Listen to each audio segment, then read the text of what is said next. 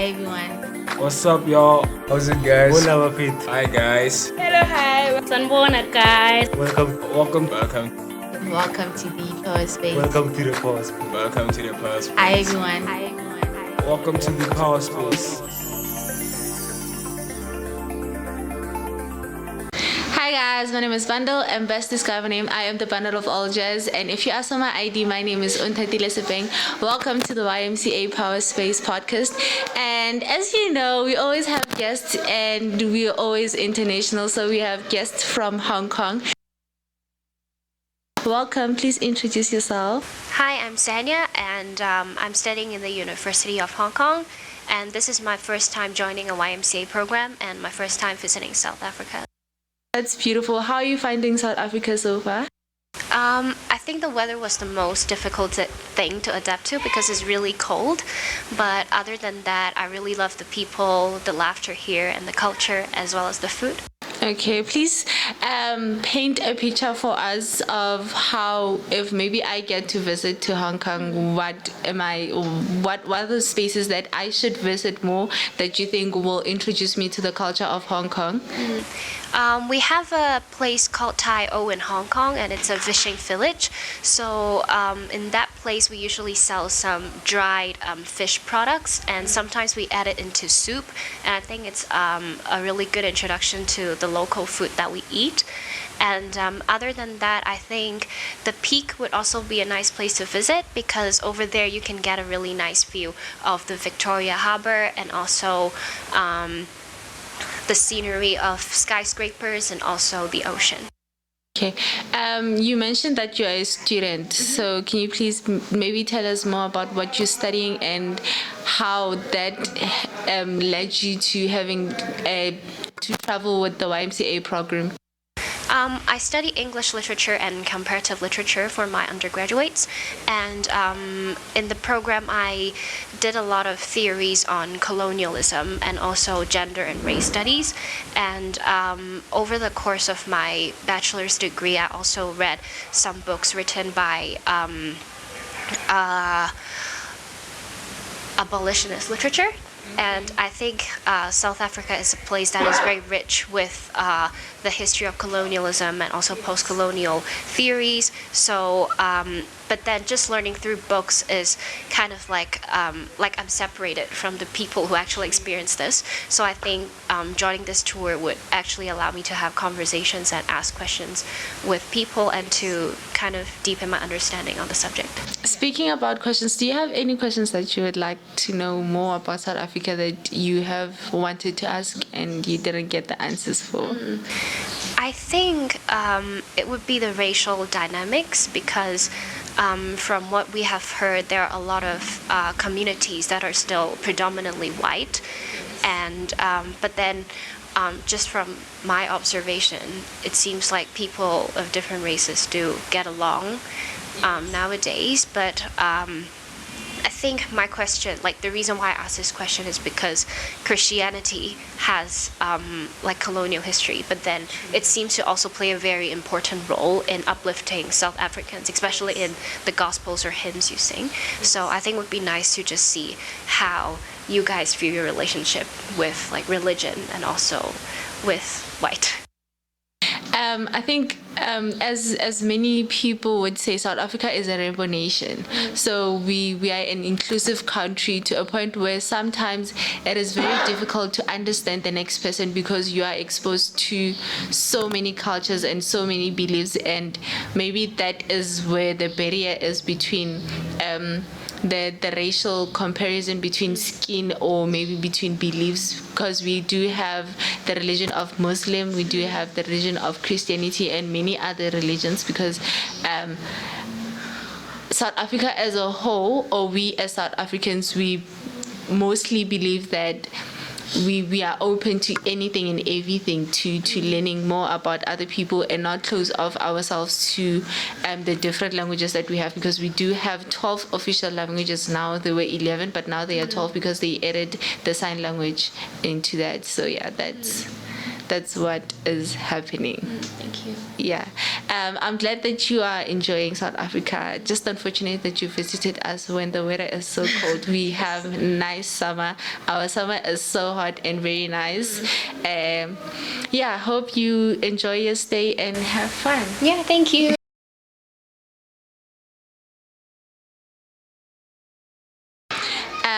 Hey guys, we are back and we have our second guest. Hi, how are you? Hey, I'm good. I'm good. Please introduce yourself. So I'm Tiffany, and I'm like now studying in Hong Kong, the Chinese University of Hong Kong. I'm currently studying medicine, and we're actually a group of university students traveling to South Africa by the like under the name of Chinese YMCA of Hong Kong. Yeah, so now we are doing 16 days of a trip to South Africa. Oh, okay, that's nice. How are you finding South Africa so far? Well, I would say like the first thing that amazed me is the weather and how fresh the air is, and the landscape is so amazing. So in Hong Kong, like we got tall buildings, super tall building, and it blocks a lot of air current, and the air is not that good. But I didn't notice it until I land in South Africa, and then I feel like, oh my god, the air here is so crisp. And then yeah, we've been to Cape Town, Durban, and then we're now in Johannesburg. All these three cities has its own characteristics, and yeah, so I think the landscape is the thing that amazed me the most. Okay, that's beautiful. We are celebrating Women's Month. This is the second day of celebrating Women's Month. As a woman or as a female, how would you like to be appreciated?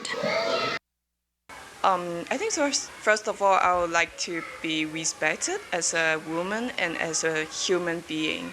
Like, actually, I don't feel like we should segregate the society into female or male. We are all human after all. So why don't you treat us the same as we treat like each other? Just be our friends, our family, just as a member of the society. So I think. I don't know, being a woman in South Africa or any places in the world could means that we have to face more difficulties in life. But I feel like that the world is getting better in addressing the inequality between genders. When you heard that you are visiting South Africa, which places were you looking forward, or what were you looking forward to see when you were coming to South Africa? Hi, Chomi.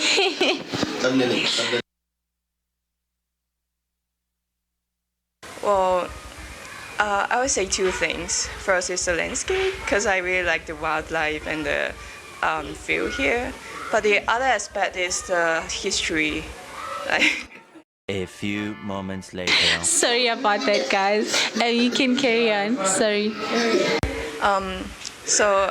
The second aspect I look forward to learning in South Africa is the history, because I know that you guys experienced apartheid and is like a heavy history. And me myself, I like to explore the world and I like to learn a lot of new stuff and see how people in the older generation or like how history has shaped us into the society we are in. So yesterday we went to the Apartheid Museum, and then we went to the Constitution Hill, and from there we learned a lot of the blood, tear and sweat of the people in South Africa, what they've been through. Speaking about the Constitutional Hill, how did you feel? How did it make you feel? How was that you getting to be told the experience? How did it feel on you? Oh wow! I have to say I didn't expect it to be that heavy, because growing up in Hong Kong in a modernized society, the things that happen in apartheid is not the common thing we will imagine. That we could imagine like, wow, like people could actually be treated that way. Like how the amount of humiliation, the intentional dehumanization of the whole thing is shocking. Okay. Just before we close off, what is your take back? What have you experienced and you saying I am taking it back to where I come from? I would say it's the spirit of you guys because since day one I arrived here, I can feel the enthusiastic nature of you guys, and you guys are loud. At first, I thought it was like, oh, is this a cultural shock? But then I feel like, oh, this is the passion they're emitting from their soul, and I love it very much, especially after I learned about the history of apartheid and the dark era, and then I feel like, oh my goodness, like you guys are so strong and you can like bounce back like a fighter, and that's what I would take back to my hometown, that I have to be strong as well. Okay. Thank you very much for joining us on the podcast. Hope you enjoy your trip in South Africa and you have enjoyed it. Hope you have more things and more beautiful things to take back. Thank you very much. Thank you. Thank you. Hey guys, we are back and I am with Alfred, right? Alfred, yes. Alfred, yes, I got his name right. So we are with Alfred and we are going to just have a small conversations about his visit in South Africa. He is traveling with the Chinese Hong Kong of South YMCA. Chinese YMCA of Hong Kong. Yes, Chinese YMCA of Hong Kong. Hi, how are you doing? Hi, I'm doing fine. I'm doing great. Thank you. Great. How are you finding South Africa? Well, I think that the biggest impression it gives me is that how energetic and talkative and extroverted the people are. Because in Hong Kong, we don't greet each other much, and even if I live with my neighbor for like 10 years, I still don't know her name or his name. That's weird. Yeah, it is weird. I also think it's That's weird, but we very just weird. don't talk to each other. Yeah. And in South Africa, you basically, like, there was this pizza restaurant, and there was a bench. Wow, there was a bench outside of it, and I was just sitting there, and then somebody just came up to me and started talking to me, and he was like this delivery guy from another country in Africa, and I get to know about half of his life in 10 minutes, and he just kept telling me about his story. Yeah, and I think this aspect of South Africa is very attractive and inviting to me, and I think it might even be the biggest reason if I will ever visit this country again. It will be because of the people, how the people have been very kind and energetic and talkative to me. So that's the first biggest impression I have of South Africa. And the second biggest one is I think from yesterday we visited two museums. One is the Constitution Hill, and the other one is the Apartheid Museum. And I think that it gives me an entire different perspective of South Africa to me, because even after going through such traumatic experience and such a recent and hurtful history that isn't really history because it's very recent, and the people can still, it's like rebound from that pit of despair and become into this country of energy and optimism. And I think it's in times of such huge trauma and such huge despair that we can see the human beauty of these positive virtues of human, how determined they are and how strong they are and how resilient they are, I think. And at first I just thought that South Africa is just a very energetic place, but after visiting those places I find that it is beautiful, it's amazing that people get to be so resilient, and I get to witness such thing in South Africa. So that's the second biggest impression I have of South Africa. Okay, with those impressions and experiences that you have experienced with us being a very joyful and happy community, and also being a very sad community with our experiences in the past and being able to rebound from that, what do you think if I get to visit Hong Kong, my experience would be? I think the first day would definitely be weird, because people are just pushed, like the streets are super overcrowded and people are just pushing over you, and nobody's apologizing when they like bump into you, and people just don't talk to each other, and people are yelling at each other, and people all seem so sad and frustrated. So I guess it would feel very weird for South Africans, I can imagine. That would be the first thing. But I think in Johannesburg, I noticed that most buildings are built in red bricks, and I think the architecture and the just the overview of the entire city with so many trees and so many space and wide roads and just nice scenery. These are all replaced by either very old and compact buildings, or by very tall and beautiful skyscrapers. And I think that would be also a very novel experience for any South African to see. But in Cape Town, well, Cape Town is also a very rich. It looks very modern and futuristic, but it doesn't look like Hong Kong. Like South Africans, I think they cannot imagine what it's like to be just in this maze of buildings. All you can see is buildings. It's all around you. I think that's something that South Africans wouldn't be able to imagine if they ever visited Hong Kong. Okay, so which cities, because you have mentioned our cities, which cities do you think would be a very good display of experience in South Africa as a whole? Because with us South Africans, we would say visit Pretoria, because Pretoria is where you experience more of a lively place, and then Johannesburg is more of a business place, and Cape Town is more where there is a lot of tourist attraction. So which cities would you advise a South African to visit when they come to Hong Kong? Which city would you mean advise a Hong Kong person to come to South Africa? Right. No, I meant if a South African visits Hong Kong. Like if I say you as a Hong Kong, when you come from Hong Kong, I would say visit Pretoria, Johannesburg, and Cape Town, even Durban, if you want to experience the whole of South Africa in just 4 cities.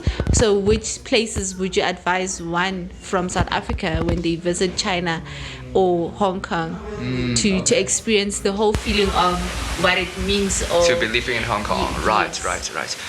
I think that most tourists will only go to like the rich areas with tourist attractions. But if you really want to know what it looks like to be in Hong Kong, I think the first place you have to go to is the super crowded and poor regions like Kwun Tong and Mong Kok. And I myself, my secondary school, which is like high school in South Africa, I studied in Mong Kok, and the place is full of people, full of cars, and you can often see people pushing. Oh, there's this entire street full of, what do you call those? Stores. Like you can see an entire street crowded with stores and people selling things and yelling at people and just crowded people trying to get into shops and buying things.